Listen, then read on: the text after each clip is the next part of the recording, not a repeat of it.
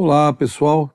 Estamos aqui novamente no nosso programa Filosofia e Cultura. E hoje eu gostaria de refletir, comentar um pouco sobre uma obra que eu acho extremamente interessante e importante, que é a Retórica de Aristóteles. Ora, quando nós, de fato, analisamos a nossa vida, Aristóteles vai procurar mostrar, como eu já mostrei em vídeos anteriores, a importância de saber pensar, né, de saber construir um raciocínio lógico, justamente para quê? Para a gente poder chegar até a verdade, ensinar a verdade, admoestar sobre a busca da verdade, etc, etc. Então é nítido que a questão da lógica ou da dialética, como era chamada muitas vezes no contexto antigo e medieval, evidente que a dialética nesse contexto não era só o aspecto da lógica, ou seja, o pensamento lógico estava ali no contexto da dialética, mas a dialética era uma coisa muito mais ampla, dentro de um contexto investigativo, de busca, né, de procura da questão da verdade, de saber perguntar, etc., e inquirir, investigar. Mas, porém, Aristóteles também deixa bem claro que se por um lado a gramática é uma coisa tão importante, né, ou seja, o saber escrever, o saber ler, o saber analisar as coisas, como também o saber pensar, é importante também nós sabermos nos expressar, saber comunicar aquilo que aprendemos. Portanto, do ponto de vista aristotélico, a retórica ela não tem a tarefa, né, simplesmente de admoestar ou ensinar a verdade ou determinados valores. Não. A retórica ela tem um outro aspecto, né? Ela tem uma outra perspectiva, ou seja, o grande objetivo e a finalidade da retórica é justamente o quê? O persuadir. Por isso que muitas vezes ela vai ser apresentada justamente como essa arte da persuasão. Tá? Nesse contexto, portanto, nós vamos vendo que do ponto de vista aristotélico, a retórica é um certo tipo de metodologia de persuasão, né? E sendo uma metodologia de persuasão, é justamente o quê? É um tipo de arte que analisa os procedimentos, ou seja, quais são aqueles meios, aqueles modos, né, que podem nos ajudar a persuadir o outro, a ter essa capacidade, né, de convencimento, tá certo? Então, a retórica vai ter justamente essa preocupação de descobrir os modos de persuadir de maneira geral e, portanto, né, também vai ter essa preocupação de, para que isso ocorra, nós saibamos apresentar as ideias e justificá-las através dos mais diversos tipos de argumentos. Portanto, ela justamente, né, por não ter essa grande finalidade de ensinar a verdade, ou de admoestar, ou de articular isso ou aquilo, que ela não se sente nesse papel, ou seja, ela não é a mesma coisa que a dialética, apesar que, quando nós pensamos do ponto de vista formal, a retórica do ponto de vista formal ou do ponto de vista teórico, ela tem sim, segundo Aristóteles, uma certa relação com a dialética, mas também do ponto de vista do conteúdo, do ponto de vista mais prático, ela vai ter uma relação também com a ética e com a política, né? Ora, isto posto então, né, ou seja, levando em consideração tanto o seu aspecto formal, como também o aspecto do seu conteúdo, né, e justamente porque o grande objetivo dela é muito mais persuadir, convencer com quem está ali se dialogando, do que transmitir ou admoestar em relação à questão da verdade. E isso é assim justamente, Aristóteles deixa isso bem claro, porque ela parte de premissas prováveis e verossímeis, né? justamente porque ela parte de premissas prováveis e verossímeis, que ela não é a mesma coisa que a dialética ou a lógica. E é justamente por isso também que ela não pode ter como grande finalidade a questão de admoestar ou transmitir a questão da verdade.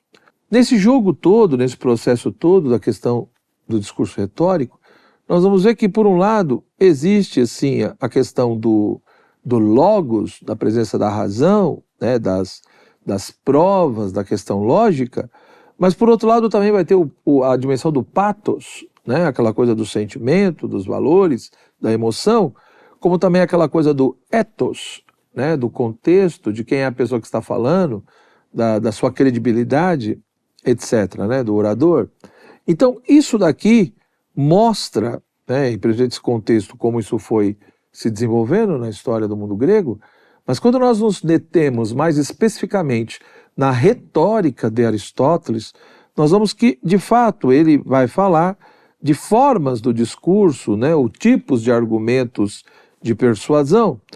Então, existe um tipo de persuasão, né, que está muito ligado à figura do orador. Ou seja, quando alguém quer convencer o outro e persuadir, ele precisa ter, ou ele precisa expressar, segundo Aristóteles, determinadas qualidades. E quais seriam essas qualidades? Seria justamente a sabedoria, a honestidade e a benevolência.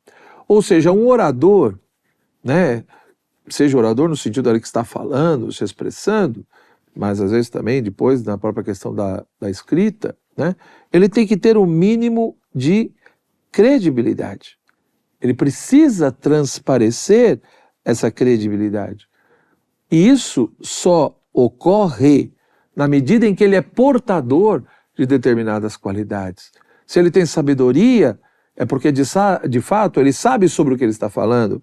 Se ele tem honestidade, né, ninguém tem desconfiança sobre ele tem transparência, ele é alguém realmente que busca, né, aquilo que é o correto.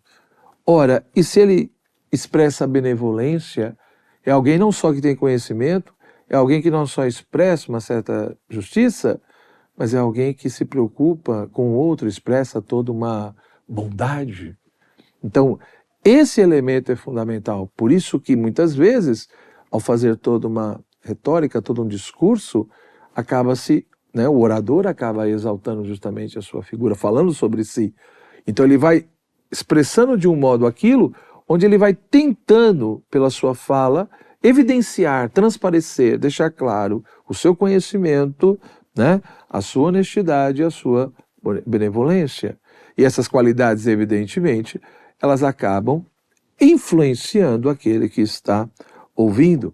Da mesma forma que tem um outro elemento, segundo Aristóteles, que nós não podemos desprezar, que é o quê? Que é o estado de ânimo do ouvinte. Ou seja, uma coisa é a figura do orador, e, portanto, o próprio orador, ele deve procurar transmitir, ele deve procurar expressar para o outro, fazer com que o outro tenha uma imagem altamente positiva dele, vendo essas qualidades que eu acabei de mencionar aqui. Mas eu não posso ficar só centralizado no orador. O orador não pode apenas querer convencer baseado nas suas qualidades. Ele também tem que saber analisar quem é o outro que está ouvindo. E principalmente se dirigir, né, muitas vezes ao coração desse outro, ou seja, aos seus sentimentos, às suas emoções, né? Ou seja, conseguir perceber quem é aquela pessoa que está ali. Quem são aquelas pessoas que estão me ouvindo? Quais são as paixões que de fato estão predominando? Ou qual é o tipo de paixão que eu quero despertar no meu ouvinte, no meu interlocutor, né? Então, no entendimento de Aristóteles, isso também tem peso. Ou seja, o estado de ânimo, o estado da alma, os sentimentos, emoções e paixões que estão presentes no outro, e na medida em que eu consigo articular isso e despertar determinadas coisas, isso também pode ajudar profundamente, né, ao outro concordar comigo e, portanto, conseguir convencê-lo. Então, quando, né, exemplos bem concretos, quando o orador começa dizendo, olha, eu sou doutor, nessa área, eu estudei 20 anos, eu sou especialista nesse assunto. De fato, eu sempre procurei ajudar as pessoas mais necessitadas. Quando ele fala isso, ele já está tentando expressar as suas qualidades. Ele já está tentando gerar uma imagem altamente positiva. Isso não quer dizer necessariamente que ele está mentindo. Tudo isso que ele pode estar dizendo tem sentido e às vezes corresponde à realidade, né? Mas ele está usando esses elementos. Da mesma forma que se ali está ali um advogado, por exemplo, está, né, falando, argumentando, ele pode dizer, olha, tal pessoa fez isso, né? E essa criança morreu, e se fosse o seu filho, e se fosse o seu neto, o que você faria? Mas esse tipo de discurso, de perguntas, de questões, é justamente para tentar mexer com um certo tipo de paixão ou emoção que vai pegar aqueles ouvintes, principalmente se eu sei que estão ali pessoas que valorizam, por exemplo, profundamente a família, que são pai ou mãe. Então, isso também é uma estratégia. E por fim, é lógico, o terceiro argumento, que é o argumento lógico, né? É partir de determinadas premissas, né? Não premissas certas, mas prováveis e verossímeis. E partindo dessas premissas prováveis e verossímeis, ele evidentemente faz todo um concatenamento, uma articulação de ideias que ajude o outro a entender o que ele está dizendo e, por conseguinte, convencê-lo. E a partir disso, então, Aristóteles vai dizer, além desse aspecto formal e dessas espécies de argumentações e de estilos, nós temos os gêneros de retórica, né? Os 3 gêneros de retórica, ou seja, nós temos o gênero deliberativo, o gênero, né, judicial ou judiciário, e nós temos o gênero epidíctico ou celebrativo, né? Ou seja, cada um desses gêneros acaba se dirigindo a alguém e dentro de um determinado tempo. O gênero deliberativo, ele ocorre geralmente o quê? Numa assembleia, segundo Aristóteles, e é lógico que quem está ali fazendo o discurso, ele quer atingir algum membro ou alguns membros daquela assembleia, né? Ora, o gênero deliberativo, geralmente, ele tenta aconselhar, ou seja, atingir membros de uma assembleia, dando um determinado tipo de conselho. E evidentemente que se é um conselho, está muito focado no quê? Para o futuro, né? Então faz uma certa análise e, portanto, olha, entendo que deveria ser assim, porque ocorrerá isso, isso, isso, isso. Então, focado na questão do futuro e direcionando-se a uma assembleia, a membros daquela assembleia. Esse é o gênero deliberativo. O gênero judicial, ou judiciário, ele ocorre ali nos tribunais, digamos assim, e procura-se dirigir muitas vezes a um juiz do tribunal, né? E é lógico que nesse contexto, o gênero judicial procura-se defender ou acusar determinadas pessoas, ou melhor dizendo, atos que uma pessoa fez, né, ou circunstâncias do passado, né? Então, se vai defender ou vai acusar, é referente a atos que já ocorreram, a circunstâncias que já ocorreram. Portanto, o gênero judicial ou é para defender ato de alguém ou é para acusar ato de alguém, é óbvio, querendo condenação, e sempre relacionado ao passado.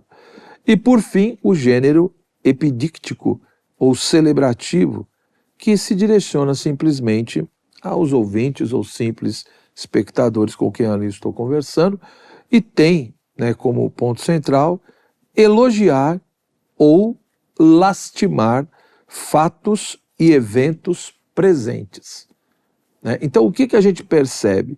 Que o gênero deliberativo ele está muito focado na questão do futuro, é o tempo futuro. O gênero judicial ao passado e o gênero celebrativo ao presente, né? Então veja que cada gênero está dentro de um lugar, de um contexto, ou envolvendo alguém, e dentro de um tempo. Porém, segundo Aristóteles, não é só isso que está em jogo. Cada gênero também tem um certo tipo de fim. Ou seja, os gêneros também são diferentes, não só por causa do lugar ou da pessoa que está se referindo, e está tentando influenciar e convencer, não só por causa do tempo, mas também por causa da finalidade. Ou seja, o gênero deliberativo procura defender e buscar o valor daquilo que é útil. O gênero judiciário, o valor do justo. E o gênero celebrativo, o valor do belo e do bom. Né? Ora, tudo isso para Aristóteles é importante. Por quê? Porque, por um lado, como eu já disse desde o início, a gramática, o domínio da linguagem, os seus vários aspectos, né, da escrita, da leitura, envolvendo também toda a questão da literatura, é lógico que é importante porque é a base de qualquer outra artes liberais, né, principalmente quando pensamos na dimensão do trivium. A dialética e a lógica é fundamental, saber pensar, buscar a verdade e saber demonstrá-la. Só que Aristóteles também entende, né, que o ser humano ele é um ser que precisa se comunicar. Ele precisa saber expressar. Ele precisa saber comunicar, expressar o que ele pensa, né? E, portanto, ele precisa ter essa capacidade de dialogar, de convencer o outro, de persuadir. Isso não quer dizer que Aristóteles defenda um vale-tudo. Isso não quer dizer que Aristóteles concordasse com os sofistas, por exemplo, com a sofística grega, né, onde ali, principalmente um grupo, né, defendia justamente que o importante era simplesmente, né, debater, discutir e vencer, né, o debate independente da questão do conteúdo, por exemplo, e usar muitas vezes estratégias que não eram louváveis. Aristóteles não defende isso, mas ele defende que numa boa educação, né, para poder ajudar o outro e saber persuadi-lo, repito, não é no sentido de manipulação, mas às vezes para conseguir persuadir, eu também preciso ter clareza naquilo que eu falo e competência para expressar as minhas ideias, teses, né, e teorias. Portanto, a arte da retórica ela é extremamente importante. Não, repito, como às vezes muitas pessoas pensam, né, que a retórica é a arte de ficar enrolando os outros, manipulando e enganando. Não. Isso é a sofística. A retórica é essa arte, né, de convencer e persuadir usando os meios mais adequados possíveis. Muito obrigado pela sua atenção.